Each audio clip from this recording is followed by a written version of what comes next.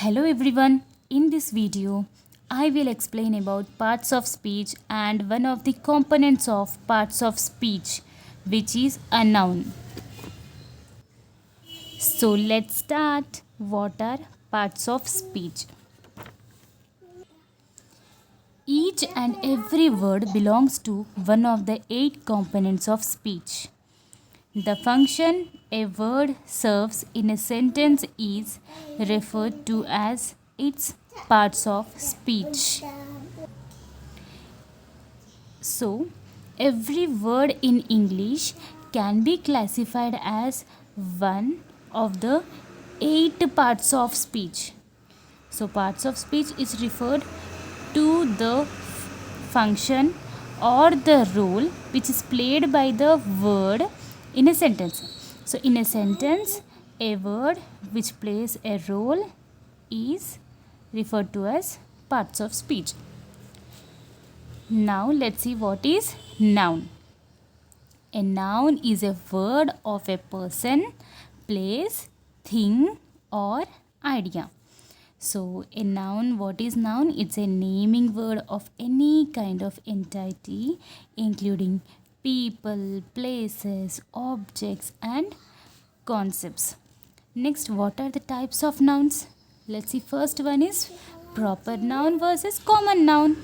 So, proper noun, so specific name of a person, place, or thing, and is always capitalized. So, proper noun is a name that is particular to an object, or person or place, and is also capitalized, which is written in capital letter. Okay. Example: does Mary have much office work to do this evening? Here, Mary is the name of a specific person. So, Mary is a name of a specific person, that is a proper person's name. It's a particular individual's name. So, Mary is a proper noun. Next one is common noun. So, name given in common to every person or thing of the same class or kind and is not capitalized unless appearing at the beginning of a sentence or in a title. So, common noun is opposite of a proper noun. See, common nouns, they are the collective names for things in a class or group. They don't need to capitalize unless they start a sentence or part of a title. Okay, now example is the girls are going to the zoo. So here in this sentence, girls and zoo both are common noun. Now let's see what are the types of common nouns. So first one is concrete noun, abstract noun, and collective nouns. Concrete noun. So concrete noun is perceived by the senses, something that is physical or real.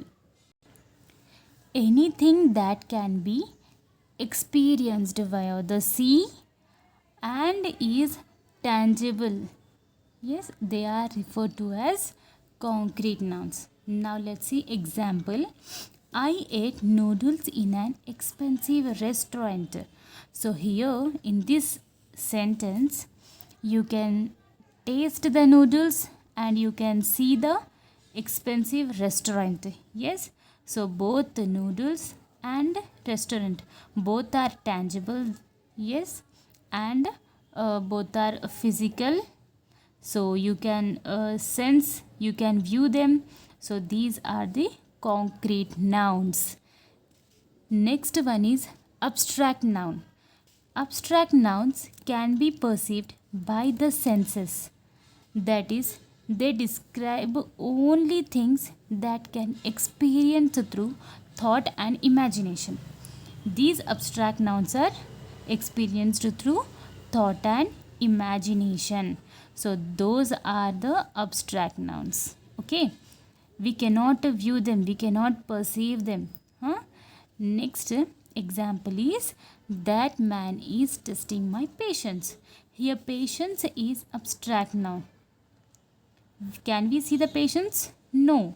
So patience we cannot see. So that's why patience is abstract noun. Next one is collective noun. So collective noun denotes group or collection of people or things. A group of collection of individuals or objects. Collection of an individual or objects, they indicate what? Collective noun. That's a group. Example, the pride of lions was on the hunt. So in this sentence, pride is the group of lions. Yes. So lions here are in collectively.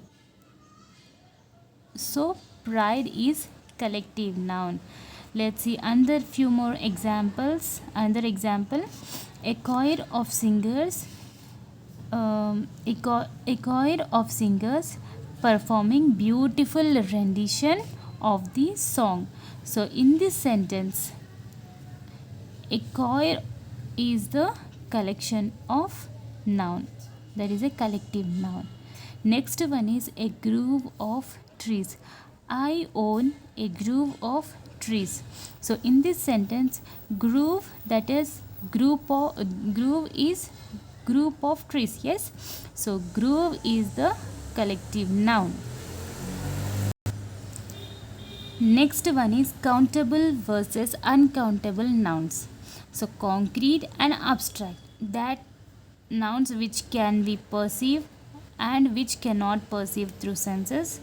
So both nouns are further, they are classified as either countable or uncountable nouns. First, let's see what is countable nouns. So countable nouns can be counted.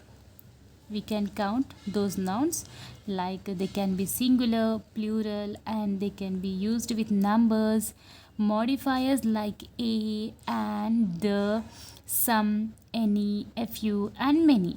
Now example, here is a dog. So is a dog one dog, few dogs, and 7 dogs. So we can count here the dogs. So these are countable nouns. Next is uncountable nouns. So the nouns which are impossible to count because of intangible concepts. What do you mean by intangible concepts? Having no physical existence.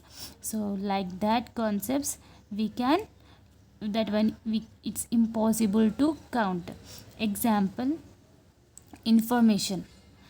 Okay, next, collection of things which are considered as whole, complete. Okay, that one is, example is jewelry.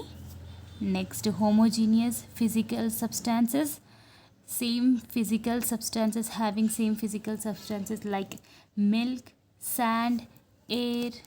So these are all uncountable nouns. Next, so these uncountable nouns, they are never used with a singular indefinite articles. Okay, with singular indefinite articles, these uncountable nouns are not used. Okay, indefinite articles, what are indefinite articles? A and an. With these uncountable nouns, singular uncountable nouns are not counted. Next, singular concrete uncountable nouns can be often expressed in countable units by adding countable noun like peace. Singular concrete uncountable nouns. So nouns which we cannot count, that one with concrete, that which has physical matter. Yes, that which is physically real. So and is singular, that can be expressed in countable units. How? By adding one countable noun like peace. Okay, next, some uncountable nouns that can be modified by definite articles. Definite article is the, or indefinite article like some. Okay, some uncountable nouns that can be changed by some definite article like the, or indefinite adjectives like some. By adding these some uncountable nouns, they modify, they get changed. Example, please show me some items of office stationery. So in this sentence, some is the indefinite adjective.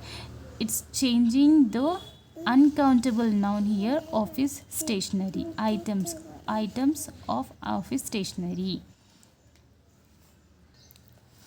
Next one is material noun. So material or objects that can be perceived by the senses and used to make things. Here, materials or objects, we can view them. Materials or objects, we can view them, we can see them, perceive them, and we can use them to make things. So those are material nouns. Example, wood and sand. So material noun, it can be either countable or uncountable. So let's see here, example given, wood. So in wood is a material noun because we can see it and we can feel it. Yes, so that's why wood or sand, both are material nouns.